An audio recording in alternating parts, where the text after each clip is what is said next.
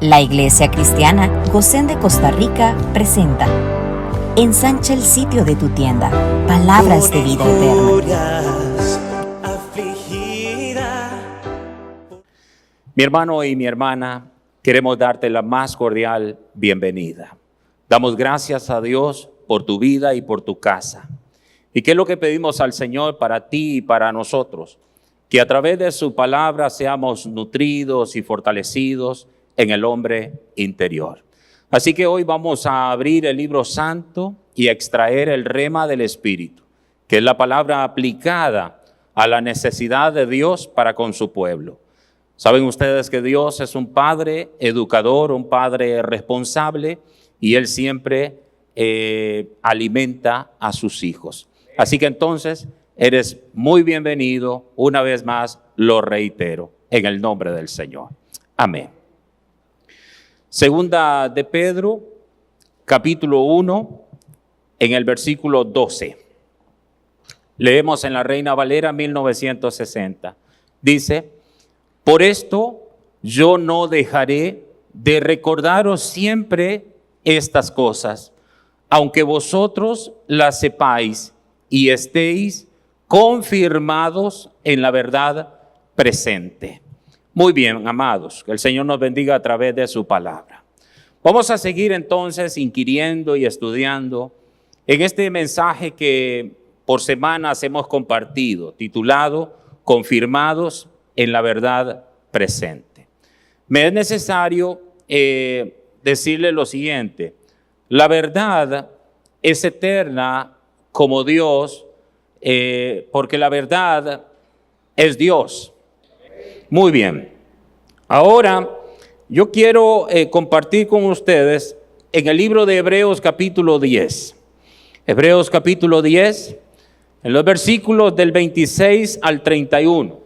Dice así la Escritura: porque si pecaremos voluntariamente después de haber recibido el conocimiento de la verdad, ya no queda más sacrificio por los pecados, sino una horrenda expectación de juicio y de hervor de fuego que ha de devorar a los adversarios.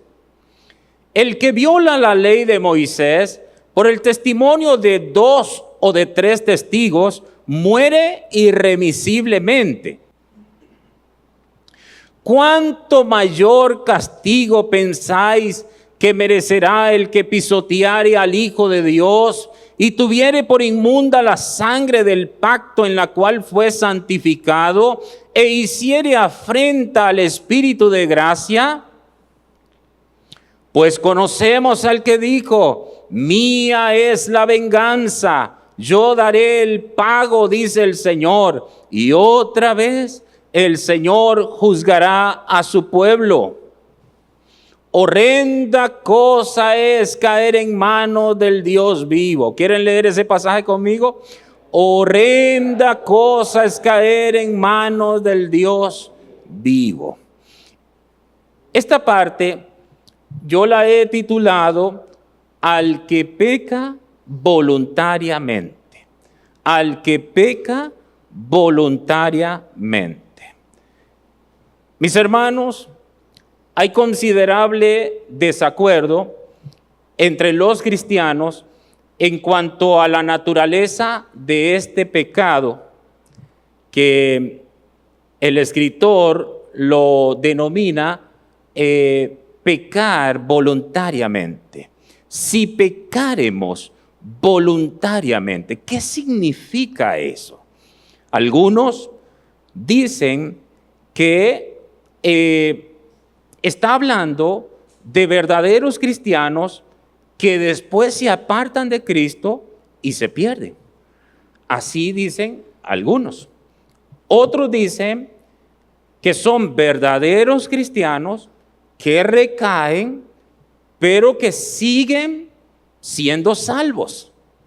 Y un tercer punto de vista, como ya dije que hay desacuerdo, un tercer punto de vista es que aquí se refiere a los que profesan ser cristianos durante un tiempo identificándose con una iglesia local, pero que luego se apartan deliberadamente de Cristo. Es decir, esas personas estuvieron en la iglesia, en una iglesia local, pero nunca nacieron de nuevo de forma verdadera. Y ahora, de acuerdo al texto, nunca lo podrán hacer. Porque voy a retomar una vez más el pasaje, verso 26. Dice, porque si pecaremos voluntariamente después de haber recibido el conocimiento de la verdad, oiga, ya no queda más sacrificio por los pecados. O sea, la persona que peca voluntariamente ya no tiene esperanza. O sea, ya para esa persona Cristo no funciona. Escúchenme aquí. Ya para esa persona no hay escapatoria. Recuerden que el único medio de gracia para llegar a la eternidad con Dios se llama Jesucristo.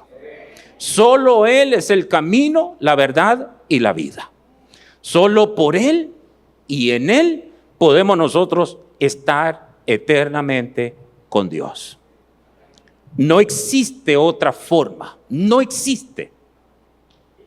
Pero entonces, amados, lo primero que se hace necesario es definir qué significa si pecaremos voluntariamente. Y es interesante aquí, amados, porque el autor en esa palabrita que dice sí, porque si pecaremos, parece que se está incluyendo. Si pecaremos voluntariamente. Pero yo necesito de inmediato comprobar que no se está incluyendo de ninguna manera. Y para eso voy a leer ahí mismo. Es Hebreos capítulo 10. Esa es la riqueza de los contextos, amados. Los contextos nos dan la claridad necesaria. Entonces, por ejemplo, vean que él no se está incluyendo. Él no es que está diciendo que él pudiera o que el cristiano pudiera cometer ese pecado del que está haciendo alusión. Porque dice el verso 39, Hebreos 10, 39. Es el mismo capítulo y es la misma narrativa. Dice, pero nosotros no somos, lean ustedes porque están tan tímidos, pero nosotros no somos de los que retroceden para perdición, sino de los que tienen fe para preservación del alma. Entonces, primer problema resuelto. Aquí no está incluyendo a los verdaderos cristianos. Aquí no está incluyendo a los verdaderos cristianos. Ahora, yo quiero que entiendan, amados, que él está hablando aquí de un pecado no común. Él no está hablando aquí de cualquier pecado.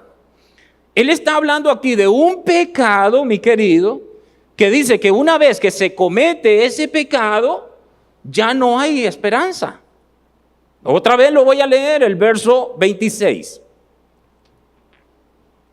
Porque si pecaremos voluntariamente, después de haber recibido el conocimiento de la verdad, ya no queda más sacrificio. ¿Se da cuenta? No es cualquier pecado. Y entonces alguno dirá, pastor, el cristiano peca todavía.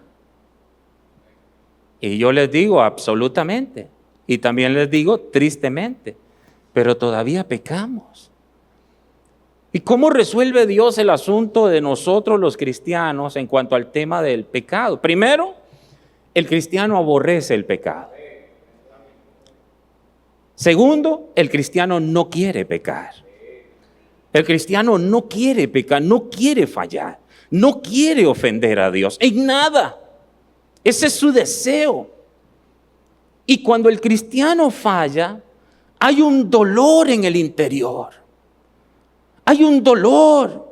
Y él conoce el camino para llegar al Padre. Él conoce el espíritu correcto para llegar al Padre. ¿Qué es lo que hace un cristiano verdadero cuando le falla a su Padre, a su Dios? ¿Qué es lo que hace? Entrar a Dios con dolor, con arrepentimiento, porque he ofendido a Dios. No quería fallarle, pero le he fallado.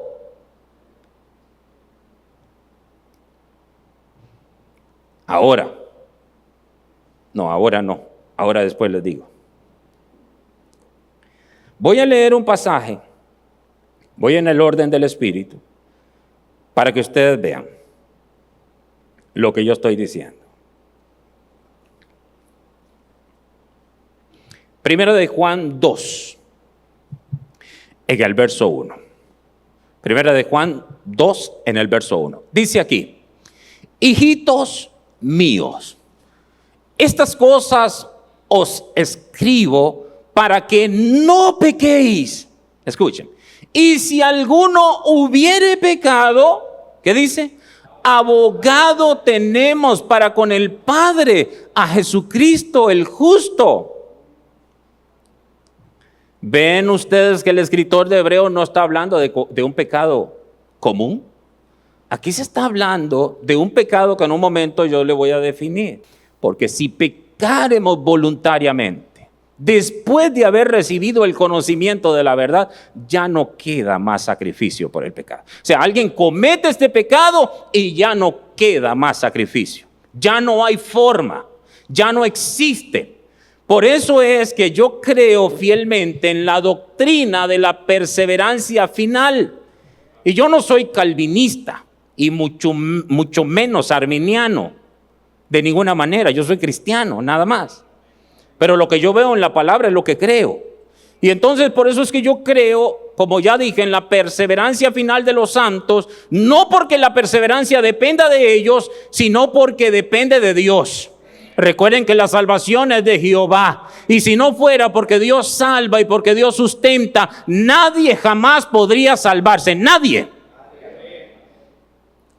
Entonces creo en la perseverancia final, que es lo mismo que decir que creo en que la salvación jamás se pierde. Cuando una persona ha nacido de nuevo, esta persona ha nacido de una simiente incorruptible.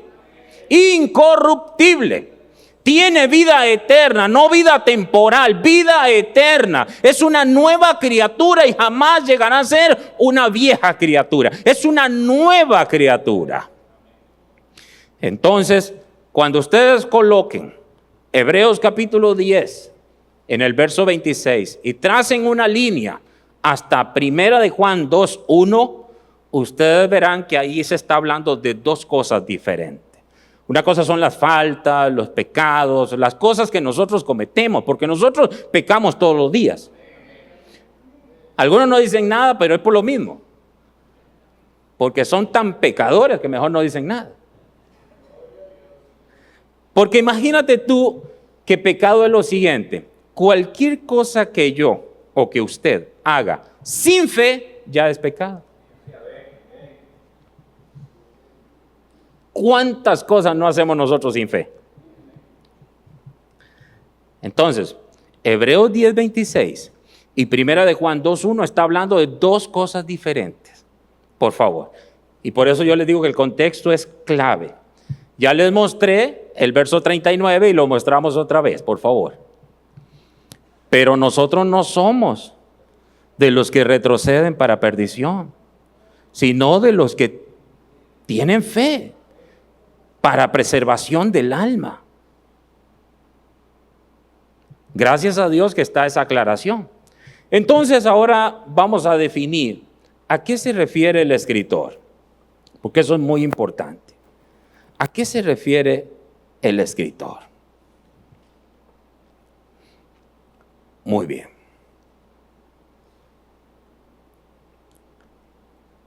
Al que peca voluntariamente. Como ya mostré los 3 puntos de vista, les dije que hay controversia, algunos, 10:26, por favor, hijos, algunos ven esto diferente. Yo les voy a decir lo que yo creo. Ya dije que algunos creen que aquí se refiere también a verdaderos cristianos que después se apartan de Cristo y se pierden. Otros creen verdaderos cristianos que recaen pero siguen siendo salvos. Y un tercer punto, que es el que yo creo, que aquí se refiere a personas que profesan ser cristianos durante un tiempo, identificándose con una iglesia local, pero que luego se apartan deliberadamente de Cristo. Es decir, estas personas nunca nacieron de nuevo de forma verdadera. Ahora, sea cual sea el punto de vista que se mantenga, hay dificultades. Y ya dije que yo creo que el tercer punto de vista es el correcto porque es el más consecuente con la enseñanza general de todo el Nuevo Testamento. Ahora bien, ya expliqué porque si pecaremos voluntariamente, viendo con ustedes el verso 39, donde el autor habla en sentido retórico de nosotros, pero en el verso 39 se excluye a sí mismo y a los creyentes genuinos de esta categoría, cuando dice, pero nosotros no somos de los que retroceden para perdición. Entonces yo creo que aquí, en el verso 26, aquí se está definiendo la apostasía. La apostasía como pecar deliberadamente. Eso es lo que está hablando aquí, porque escuche, el que caiga en la apostasía, ya no hay esperanza. Es decir, ya Cristo no es un recurso para él. Ahora, después, si se quiere, vamos a explicar qué es ese pecado de apostasía. Pero ahora mismo vamos en parte. Entonces, en el verso 26 se define la apostasía como pecar deliberadamente y dice después de haber recibido el conocimiento de la verdad. Voy a revisar esas dos cosas. Primero, ese pecaremos voluntariamente. El término griego alude a la idea de una intención deliberada que además es habitual. Es decir, el pecado consiste en rechazar a Cristo de forma deliberada y no se trata de actos aislados. Aquí está haciendo alusión, mis hermanos, a rechazar a Cristo de forma deliberada. Esta cita, número 15, 30, 31, dice, mas la persona que hiciere algo con soberbia, así el natural como el extranjero, ultraja a Jehová. Esa persona será cortada de en medio de su pueblo, por cuanto tuvo en poco la palabra de Jehová y menospreció su mandamiento. Enteramente será cortada esa persona, su iniquidad caerá sobre ella. Ahí no había tal cosa como que puede ser, no, estaba claro lo que iba a pasar con esa persona, pero también era sacado del culto colectivo. Y voy a leer un pasaje que es Éxodo 21:14. Yo estoy leyendo esto por la mención que hace el escritor de la ley mosaica o la ley de Moisés. Por esos argumentos, dice el 21:14, pero si alguno se ensoberbeciere contra su prójimo y lo matare con alevosía, de mi altar lo quitará para que muera. O sea, era culpable, ni siquiera, recuerden ustedes, que muchas veces pasaba que una persona salía huyendo al altar y se aferraba a los cuernos del altar y muchas veces por ese acto era perdonado. Pero resulta que cuando era culpable verdaderamente, ni siquiera los cuernos del altar le salvaban. Por eso dice aquí, y lo matare, dice, pero si alguno se ensoberbeciere contra su prójimo y lo matare con alevosía, de mi altar lo quitarás para que muera. No había esperanza para esa persona. Y entonces los individuos que cometían esos pecados también quedaban excluidos del santuario provisto en las ciudades de refugio. Ni siquiera las ciudades de refugio les salvaba. Podemos ver Deuteronomio 19, 11 al 13. Deuteronomio 19, 11 al 13 dice, pero si hubiere alguno que aborreciere a su hermano y lo acechare y se levantare contra él y lo hiriere de muerte y muriere, si huyere a alguna de esas ciudades o de estas ciudades, entonces los ancianos de su ciudad enviarán y lo sacarán de allí y lo entregarán en mano del vengador de la sangre para que muera. O sea, ni los cuernos del altar, ni las ciudades de refugio, nadie lo salvaba. Y ese es el argumento que toma el escritor, y vamos a retomar en el verso 28, para que vean ustedes, y dice: el que viola la ley de Moisés por el testimonio de 2 o de 3 testigos muere irremisiblemente. Siga, por favor. Dice: ¿cuánto mayor castigo pensáis que merecerá el que pisoteare al Hijo de Dios? Primer testigo. Y tuviere por inmunda la sangre del pacto en la cual fue santificado. Segundo testigo. E hiciere afrenta al Espíritu de gracia. Tercer testigo. En esta ventana, que es una ventana de tanta misericordia, de tanta gracia, donde el más vil de los pecadores, el más malo de los malos, puede venir a Cristo y ser salvo. Pero déjeme decirle que en esta ventana de gracia también hay 2 o 3 testigos que un día se le va. ¿Qué es lo que se le va a decir a un apóstata un día? Mira, tú pisoteaste al Hijo de Dios. Tú tuviste por inmunda la sangre de Cristo, la sangre del pacto, y tú hiciste esa afrenta al Espíritu de gracia. Y como hay 2 o 3 testigos en tu contra, pues vas a tener que morir irremisiblemente. Tendrás que ser echado en el lago de fuego y azufre. ¿Por qué? Porque tú rechazaste voluntariamente todo lo que Dios ha provisto. ¿Entienden ustedes?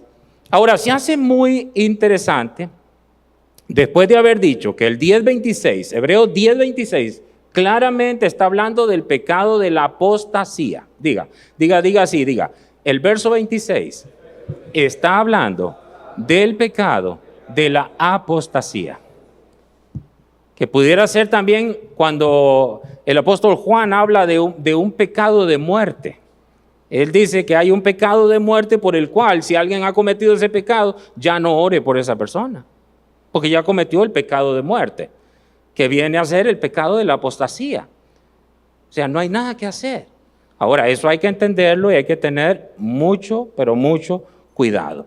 Ahora, el texto dice, después de definir que si pecáremos voluntariamente en el entendido que es la apostasía, después de haber recibido el conocimiento de la verdad. O sea, esta persona ha recibido el conocimiento de la verdad.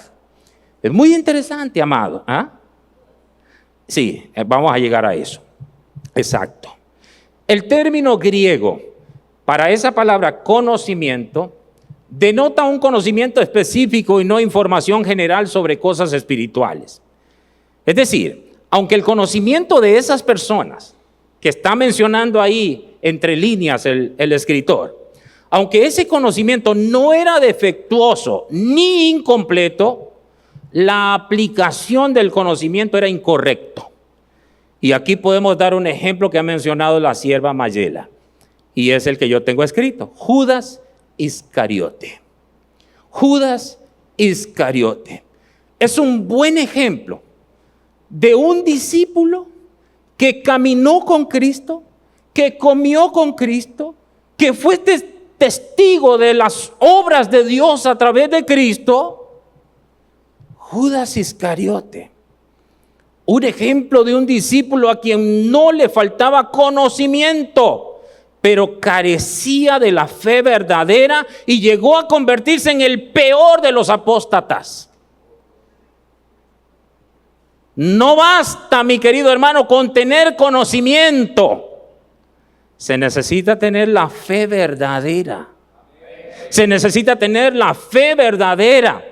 Esto no es un asunto de cuánto uno sabe.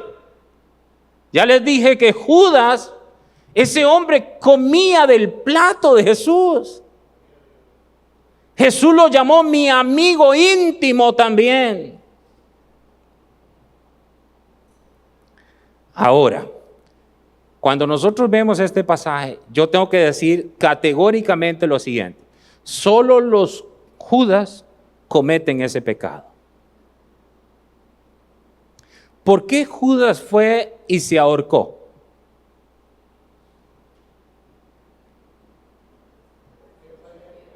¿Ah? Todo eso que ustedes están diciendo es cierto. Absolutamente cierto. ¿Qué fue lo que él experimentó en su interior? Remordimiento. No arrepentimiento.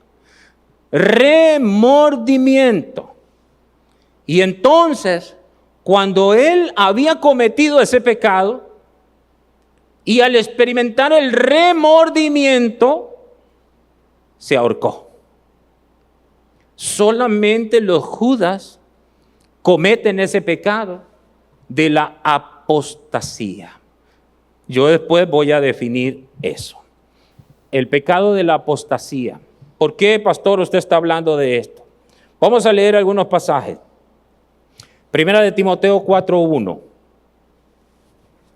Primera de Timoteo 4:1. Pero el Espíritu dice claramente, ¿qué dice ahí? Que en los postreros tiempos algunos apostatarán de la fe, escuchando a espíritus engañadores y a doctrinas de demonios. O sea, en el tiempo postrero. ¿Y en cuál tiempo estamos? ¿Saben ustedes que la apostasía es la señal para la manifestación del anticristo? Tiene que darse una estampilla, una apostasía masiva de personas que no quieren nada con el Señor. Y cuando ustedes ven la conducta del mundo, y cuando ustedes ven, mis queridos, la conducta de muchas personas que estuvieron alguna vez en la iglesia y hoy no quieren nada con el Señor. ¿Quiénes pueden cometer la apostasía? ¿Quiénes? Ya yo le dije a ustedes que un cristiano verdadero no. Ese cristiano pasa por pruebas y por dificultades y por situaciones y caídas y levantadas y todas estas cosas, pero esa persona está enamorada de su Señor. Está enamorada de su Señor. ¿Y quiénes son estos entonces que van a apostatar de la fe? Personas que estos no están en el mundo. Esas son personas que están dentro de las iglesias, porque van a apostatar de la fe, van a caer fuera del camino. ¿Y por qué están cayendo fuera del camino? ¿Se perdieron? No, no se perdieron, nunca fueron encontrados, nunca nacieron de nuevo. Hay otro pasaje que quiero leer en 2 de Timoteo capítulo 4, versículos 3 al 5. Porque vendrá tiempo cuando no sufrirán la sana doctrina, sino que teniendo comezón de oír, se amontonarán maestros conforme a sus propias concupiscencias. Y, ¿qué dice? Apartarán de la verdad el oído y se volverán a las fábulas. Estas son personas que están dentro de las iglesias. Que dice aquí, ahí se pasaron, ¿verdad? Me faltó el 5, yo lo voy a leer también en un momento. Y apartarán de la verdad el oído y se volverán a las fábulas. Verso 5 para terminar. Pero tú sé sobrio en todo, soporta las aflicciones, haz obra de evangelista, cumple tu ministerio. Eso le dice Pablo a Timoteo y eso nos dice el Espíritu Santo a nosotros, porque nosotros no somos de esa gente. Nosotros no somos de los que retrocedemos, sino de los que tenemos fe para la preservación del alma, querido. ¿Cómo vamos a apostatar? ¿Cómo vamos a negar a nuestro Señor? De ninguna manera.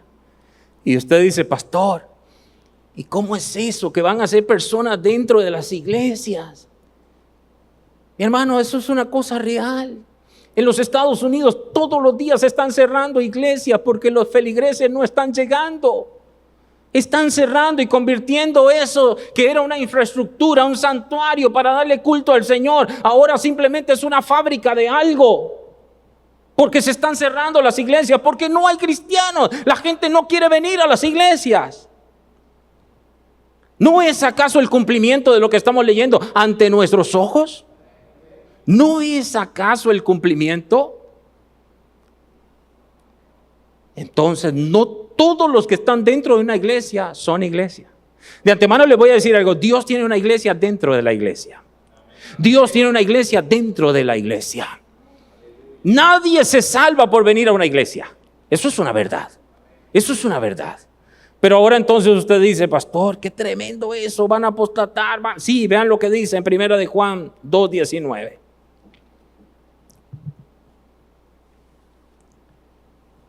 Salieron de nosotros, pero no eran de nosotros, porque si hubiesen sido de nosotros, habrían permanecido con nosotros. Pero salieron para que se manifestase que no todos son de nosotros. Ellos estaban, pero no eran. ¿Qué pasó con estas personas? La Escritura lo dice en 2 de Pedro 2:22. 2 de Pedro 2:22. Pero les ha acontecido lo del verdadero proverbio: el perro vuelve a su vómito y la puerca lavada a revolcarse en el cieno. ¿Qué les ha acontecido a esas personas? ¿Por qué volvieron atrás? ¿Por qué están en esa condición tan terrible? Porque nunca nacieron de nuevo. No todos, porque también es verdad que hay muchas personas que alguna vez se fueron de la iglesia y están afuera. Y ellos volverán, como el hijo pródigo. Y yo no digo, y cuando yo digo que salieron de nosotros, no estoy hablando de personas de nosotros aquí en este lugar, de nosotros, la iglesia en general. ¿Por qué solo una iglesia? Dios solo tiene una iglesia. Dios, yo creo, y que me perdonen, pero Dios aborrece las denominaciones, porque esas son separaciones, esas son las insignias demoníacas que amputaron el cuerpo del Señor. Yo soy tal cosa, yo soy luterano, yo soy arminiano, yo soy calvinista, yo soy aquí, yo soy. Yo no soy nada. Él es todo. Oh, mi hermano, eso es lo que ha pasado. Por eso estamos hablando aquí del que peca voluntariamente, pero esto hay que tener mucho cuidado. Hay que tener mucho cuidado, porque yo les voy a explicar algo en los próximos minutos. Mis hermanos, debemos recordar que hay una vasta distinción entre lo que la Biblia llama recaer, que la Biblia llama a eso apostatar. Hay una vasta distinción entre recaer y caer. Escriban si quieren. Debemos recordar que hay una vasta distinción entre recaer y caer. Son dos cosas diferentes. La escritura no menciona en ningún lado que si un hombre cae no puede ser renovado. Por el contrario, dice la Escritura en Proverbios 24:16, porque 7 veces cae el justo y vuelve a levantarse. Lean ustedes, porque 7 veces cae el justo y vuelve a levantarse. Sin importar cuántas veces caiga el Hijo de Dios, el Señor sostiene al justo. Sí, cuando nuestros huesos son quebrantados, Él restaura nuestros huesos otra vez y nos coloca sobre una roca. Y Él sigue llamando a sus hijos y les dice, como dice Jeremías 3:22, convertíos, hijos rebeldes, y sanaré vuestras rebeliones. He aquí nosotros venimos a ti, porque tú eres Jehová nuestro Dios. Ahí ustedes lo tienen en pantalla. Yo estoy hablando esto porque hay una diferencia entre recaer y caer. Ahora usted dice, ¿qué es recaer? Eso es apostasía, es apostatar. Recaer es apostatar. Y eso es lo que está hablando. Por ejemplo, hay un pasaje que es de tanta controversia, pero de tanta controversia. Y yo me voy a atrever hoy a traerlo a colación. Son los pasajes que la mayoría de predicadores no quieren tocar por nada. Y uno de ellos es este, Hebreos 6, versos 4 al 6. Dicho sea de paso, esto que está describiendo aquí la Escritura, lo que vamos a leer en un momento, ya dije que es la apostasía y ningún cristiano jamás puede cometer ese pecado, jamás. Y si lo cometió, nunca fue cristiano, porque ningún cristiano jamás va a cometer el pecado de la apostasía. Y algunos dirán, ese pastor está loco porque dice que apostataron de la fe y todas estas cosas. Bueno, ya yo he dado los argumentos bíblicos. No es que alguien esté en el camino, no basta con eso. Entonces dice este texto que es bien complicado. Dice, porque es... ¿Cómo es? Es imposible, escuchen bien, que los que una vez fueron iluminados y gustaron del don celestial y fueron hechos partícipes del Espíritu Santo y asimismo gustaron de la buena palabra de Dios y los poderes del siglo venidero y recayeron, sean otra vez renovados para arrepentimiento, crucificando de nuevo para sí mismos al Hijo de Dios y exponiéndole a vituperio. Por eso es que yo no sé cómo logran las personas que creen que la salvación se pierde, cómo logran explicar este pasaje. Si dice, ok, primero tienen que aceptar que si una persona, es decir, primero tienen que aceptar que si la salvación se pierde, una vez que se pierde ya no se puede recuperar. Entonces no tienen que llamar a nadie al arrepentimiento. O sea, a lo que llaman, ¿cómo se llama? Reconciliación.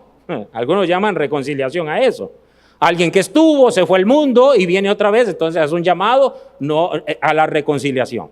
Ese llamado no tiene sentido porque es imposible. O sea, si la persona se perdió, es imposible. No me vean raro, simplemente lean el pasaje, el verso 4. Porque es imposible. No dice que puede ser o que no puede, dice que es imposible. Por eso es que una persona es salva una vez y para siempre. Y si no, nunca fue salvo. ¿Se da cuenta que me le meto con las fuerzas del Espíritu al pasaje y no le tengo temor? Tengo temor reverente a Dios y tiemblo ante Él. Pero no me le voy a esconder al pasaje y voy a decirlo como es. Y algunos dicen, incluso hasta uno de los comentarios que yo uso para estudiar, que yo en ese sentido no estoy de acuerdo con él. Dice que al definir esas características de esas personas, dice que esas personas no son cristianas. Y yo digo todo lo contrario, yo digo que esas personas sí son cristianas. Porque ¿qué otra cosa puede describir a un cristiano? Vean la descripción. Primero, fueron iluminados. Segundo, gustaron del don celestial. Tercero, fueron hechos partícipes del Espíritu Santo. Cuarto, y asimismo gustaron de la buena palabra de Dios y los poderes del siglo venidero. ¿No describe eso a un cristiano? Claro, entonces, ¿qué es esto? Es un verdadero cristiano. Pero ¿qué es lo que tiene ese cristiano? ¿Qué es lo que está haciendo Dios con ese verdadero cristiano? Le está advirtiendo. El hecho de que se lo diga no significa de que esa persona, querido hermano, vaya a optar por ese camino. Porque si a ti te dicen lo siguiente, ahí está una bodega. En esa bodega hay un frasco donde hay un líquido letal. Si tú vas y te lo tomas, mueres irremisiblemente. ¿Tú irías? Simplemente te están advirtiendo. Tú no irías. Gracias a Dios que me está abriendo los ojos. Esto es exactamente lo mismo. Pero entonces por eso digo yo, para mí no hay un argumento más poderoso para enfrentar a las personas que dicen que la salvación se pierde. Ahora, no nos podemos poner en pleitos porque si se pierde o no se pierde. Aquí pueden haber personas que creen que la salvación se pierde y otros que creen que no se pierde y no pasa nada. Eso no es esencial. Pero si queremos compartir de acuerdo a la palabra, podemos decir, bueno, explícame este pasaje. ¿Tú que crees que la salvación se pierde? ¿Tú aceptarías que una vez que se pierda ya no tiene sentido predicarle a esa persona? Porque ¿para qué predicarle si ya es imposible? Otra vez el pasaje, el 4. Porque es imposible. Y si ustedes van y buscan en el original, imposible es imposible. No posible. No se puede. Entonces, ¿qué está hablando aquí? Lo mismo que yo estoy hablando. Es el pecado, querido hermano. Recaer es apostasía. Si el cristiano pudiera caer en la apostasía, ya no hay esperanza para el cristiano. Pero resulta que el cristiano no puede caer en apostasía. ¿Por qué? Porque el cristiano tiene ojos para ver a su Señor, tiene oídos para oír y tiene corazón para entenderlo. Él lo ama, querido. Y aun cuando tú puedas fallar, por eso les estoy diciendo que hay una tremenda distinción entre recaer, que es apostatar, y caer. Y les estoy dando la evidencia bíblica. La Escritura no menciona en ningún lado que si un hombre cae no puede ser renovado. Por el contrario, porque 7 veces cae el justo y vuelve a levantarse. Él todavía llama a sus hijos al arrepentimiento. Escriba conmigo, caer no es apostatar. Caer no es apostatar. Y yo creo que no puede haber una mejor ilustración que la distinción entre una persona que se desmaya y una persona que muere. Cuando usted ve a los dos, parece que los dos están muertos. ¿Cuál es la diferencia entre un desmayado y uno que está muerto? ¿Ah? Respira. El que está desmayado, respira. Está vivo pero desmayado. ¿Creen ustedes que hayan hijos de Dios por allá desmayados? Esos son los hijos pródigos que van a volver. Pero el que está muerto, o sea, no respira, está muerto. Esa es la diferencia entre recaer y caer. Uno está desmayado, el otro está muerto. El otro está muerto. Así es, hermano. Pero entonces, recaer, o sea, apostatar, no es cometer pecado bajo una tentación que sorprende temporalmente. Eso no es apostatar. Por ejemplo, Abraham va a Egipto, teme que su esposa sea llevada lejos de él y dice, es mi hermana. Es mi hermana. ¿Cuántos de ustedes saben que Abraham ahí pecó?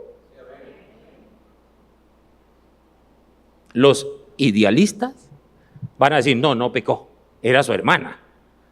No, pecó con todas las palabras que implica, es decir, con todas las letras que implica esa palabra. Pecó. Ese fue un pecado cometido bajo una sorpresa temporal. Sucumbió ante la tentación, el miedo o lo que fuera. Pero ahora les voy a hablar de alguien, porque le estoy diciendo que caer no es apostatar. Les voy a hablar de uno que cayó más feo. De uno que cayó feo. Ya les hablé de Abraham, el padre de la fe. Por eso no idealizamos a nadie. Solo a Cristo. Amén. El único intachable. Pero les voy a hablar de uno que es Noé. Noé. Noé cometió, yo no voy a ahondar en los pasajes porque el tiempo que tengo es limitadísimo ya, pero Noé cometió un pecado bien feo. ¿Alguien recuerda el pecado de Noé? ¿Ah? ¿Qué hizo? ¿Ah? Sí. Noé sembró una viña, se embriagó y quién sabe ni qué más. El asunto es que el hombre estaba expuesto. Es un pecado que ha degradado su memoria hasta nuestros días. y la va a deshonrar hasta el final de los tiempos. Pero sin duda, Noé se arrepintió y fue salvado por la gracia soberana. Mi hermano, Noé cayó, pero Noé no apostató. Porque le estoy hablando del pecado de la apostasía, es un pecado, ya dije que no lo cometen los cristianos. Los cretinos sí, pero los cristianos no. Los Judas sí. Y ojo, Judas no estaba en el mundo, Judas estaba a la par de Cristo. Es decir, un cristiano puede extraviarse una vez y regresar prontamente otra vez.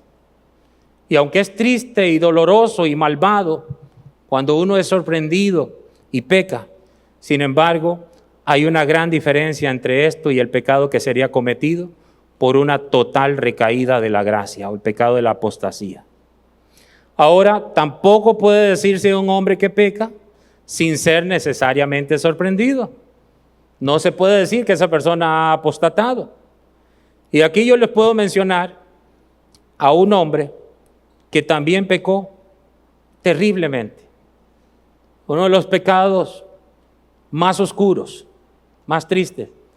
Y estoy hablando de David. Ese pecado de David, o esa seguidilla de pecados, porque un pecado trajo otro. Ese pecado ha confundido a miles, a miles.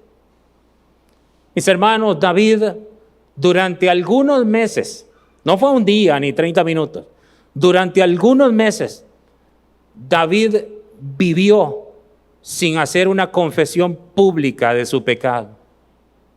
Pero, sin duda, él sentía profundos dolores en su corazón. Es decir, la gracia de Dios no había detenido su obra en él. Había una chispa en medio de las cenizas que el profeta Natán reavivó. Entonces, aquí vemos, amados, que David por esos meses se desmayó. No murió, se desmayó. Ahí había una chispa. Él no estaba totalmente apagado.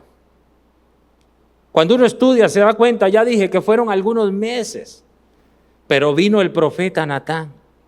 Gloria a Dios por el ministerio del profeta Natán. Y gloria a Dios porque ese hombre no tuvo miedo en enfrentar al rey, que pudo haber hecho y de inmediato una legión de hombres lo hubiesen matado a pedazos. Y sin embargo el profeta fue en la sabiduría del Espíritu. Y el hombre, el rey, que no estaba muerto sino desmayado, con dolor en su interior de haber ofendido tanto a Dios, rápidamente con esa luz fue alumbrado y cayó postrado, genuinamente arrepentido. Yo estoy diciendo esto para que vean la diferencia entre caer y recaer. Porque si David hubiese recaído, o Noé, o Abraham, no hay esperanza para ellos. Asimismo, recaer no es ni siquiera renunciar a la profesión. Recaer no es ni siquiera renunciar a la profesión. Por eso yo les digo que hay muchos que están fuera de la iglesia y ellos no han recaído. Ellos cayeron, están desmayados. Son hijos pródigos que están allá afuera. Pero un día, porque los hijos sí o sí tienen que regresar a casa. Los hijos no se pierden jamás. Los bastardos sí, pero los hijos no. Los cristianos no, los cretinos sí. Los Judas Iscariotes sí. Los Saúles sí. Los Esaú sí se pierden. Son profanos, son apóstatas. Y lo más triste es que dicen las Escrituras que en el postrero tiempo muchos van a apostatar de la fe. Y es lo que hoy se está viendo. Así que recaer o apostatar no es ni siquiera renunciar a la profesión.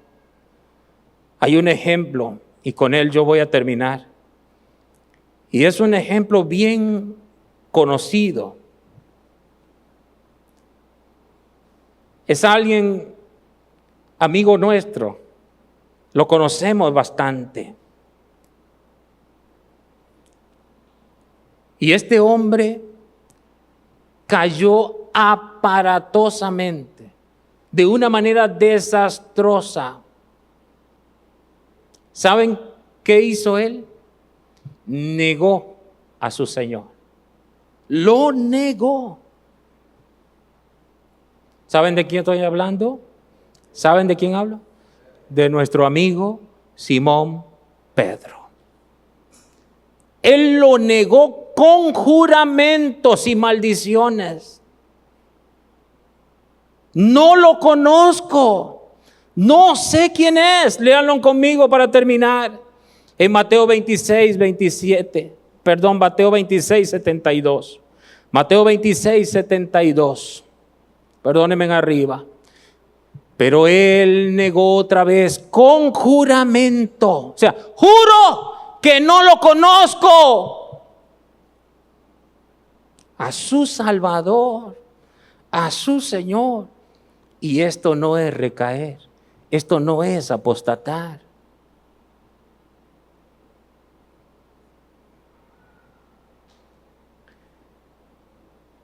Sin embargo, amados, Jesús se volvió y miró a Simón.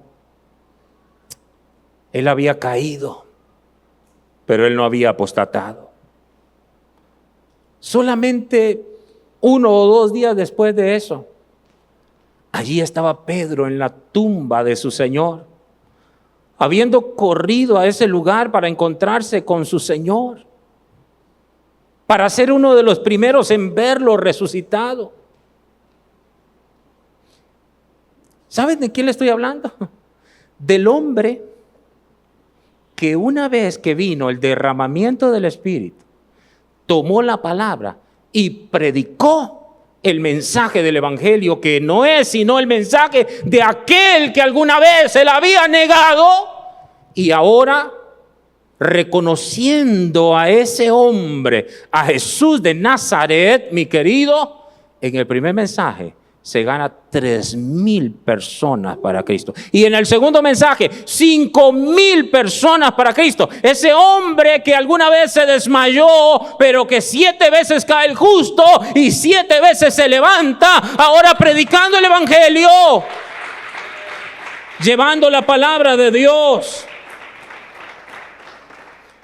Así que, hermano mío, demos gracias a Dios por el ser confirmados en la verdad presente. Tú eres cristiano, aférrate a esa realidad, aférrate a lo siguiente: tú estarás con el Señor eternamente y para siempre.